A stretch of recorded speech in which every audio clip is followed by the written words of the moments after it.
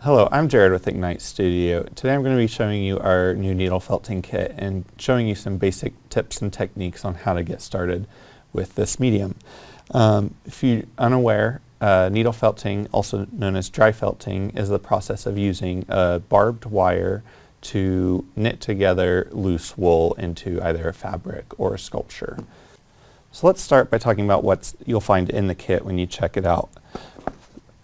You'll find this Needle Felting for Beginners book. It kind of goes over different projects and techniques to create the different shapes and cute little creatures that are in here.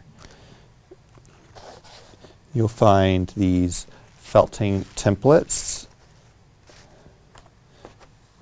a felting mat,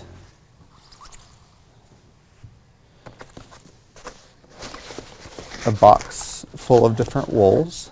So in here we have some core wool, which you'll use to build your main object, and then different colored wools, which you'll use to colorize your sculpture. And then the last thing you'll find in your kit is this box full of tools. So let's go through everything you'll find in here. So your main tool is this pink felting needle. So this allows you to have up to 3 needles in it at once. We'll talk about how that works in a little bit.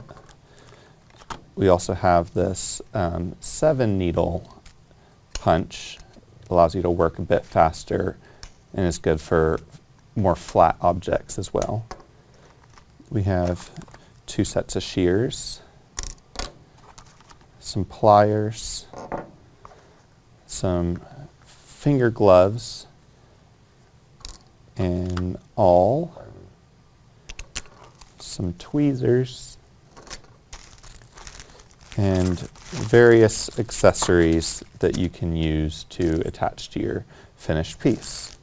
So to get started, I want to prepare my felting pen.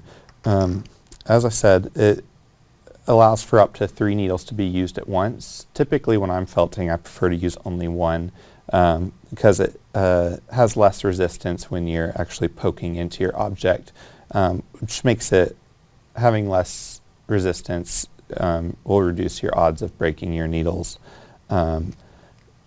So to adjust your needle count or replace a needle if you do break a needle, you hold it by this white middle section and then twist the top off. And in here you have all of your needles that you can just pull out and adjust how many you would like to use. So if you can see here, you basically just place the needle into the slot and then turn it until it fits into the little notch. So I'm just going to prep this with 1 needle, twist that back on. The pen also comes with this top section. It can actually come off to allow you to be able to push further into your wool. It can be nice to have this on later on when your sculpture is bigger and you don't really want to push the wool all the way through your object. But when first starting out, I like to take it off so I can push the wool a little bit further. So to get started with this project, I'm going to just make a small ball. So I'm going to take some of the core wool. The only difference between these 2 wools is the color. It's just, in the end, you might want to have some of the core wool showing through, but just for this part, make sure not to use any of these colored wools, because most of what we're going to be making now won't actually be visible. So I'm just going to take some of this wool. To get the wool off, you just want to grab it loosely close to the end and pull very gently. Now, if you pull more aggressively, it'll just lock up and you won't be able to get anything off. So just gently pull some out, and we have some wool. If you notice, the wool is actually all going in the same direction. So it can, if you're wanting to like mold it into a shape, it can be good to like rip it in half and put it in different just cross it over in different directions. So we're going to do that a couple times. So now that I have all the fibers going in different ways, I am ready to start forming this into a shape. For your first few projects, I highly recommend using these finger gloves. It might make it more difficult to like hold on to your project, but it's very easy to stab yourself, especially when first starting out. So I would recommend using these at least until you get a good hang of how needle felting works. Now that I have my wool, I want to start by making a ball, so I'm just going to roll this up into somewhat of a ball form, and then take my needle and let's just start stabbing it gently. Just make sure when you're stabbing it to always pull the needle out in the same direction you go in. These needles are very fragile, and if you twist it or bend it while you're coming out, it'll snap off the tip of the needle. If you're being very intentional about each poke, you're much less likely to break a needle, but you're also much less likely to stab yourself. Yeah. So just keep picking up the wool, rotating it, and poking it until you can see it's already forming a ball shape that's held together on its own. But we want to keep pushing in those sections that are standing out some.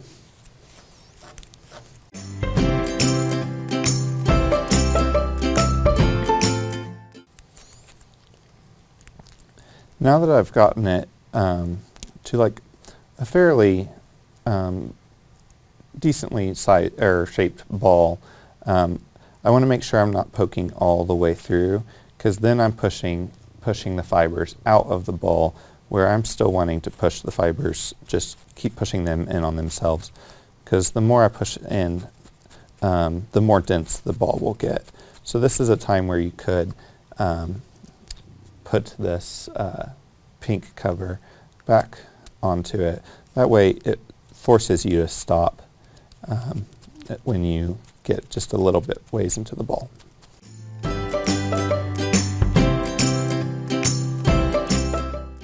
Okay, so now it still has some flexibility to it, but it's a pretty nice ball. It's firming up a bit.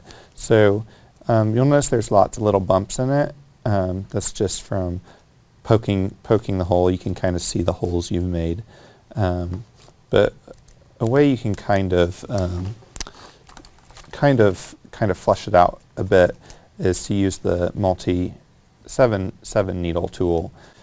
So we can just use that and punch it around the ball a bit. This will kind of just even it up a little bit. Let's talk about adding color. So I am going to grab a few different colors. I like to mix colors. I think it adds a little bit more sophistication to your piece. I'm going to try mixing these 3 colors. Well, we have those 3 colors. Same as earlier with our core wool. Kind of rip it apart a little bit and then cross it and just keep laying it against the other layer until the colors mix. So I'm going to turn this into a cover, basically, to cover up our ball of white wool. So I'm just going to spread this out just a little bit and then just start stabbing it with multi-needle tool. And that way it kind of holds its shape a little bit more. So when we wrap it on, we can go back to our needling tool and just start poking it in. If you ever happen to break a needle and you need a replacement, just let a staff member know and we'll get a replacement for you. Needles the needles are very fragile, and even with proper usage, they will break over time. So be a little prepared for that.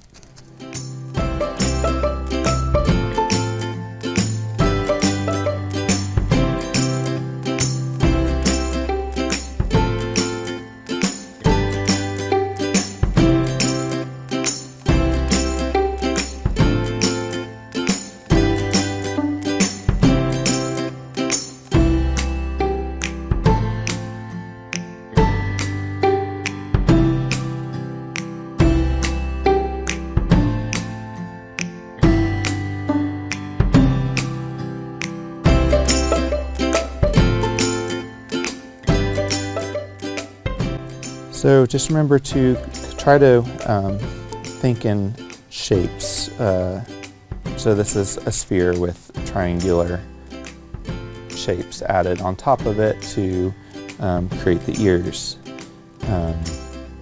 Yeah, I think that is all the basic information you should have to get started with needle felting. Thank you for joining me today. Hopefully this is giving you enough basic tips and information that you'll feel comfortable and excited to start your own needle felting project. Hope to see you soon. Thanks.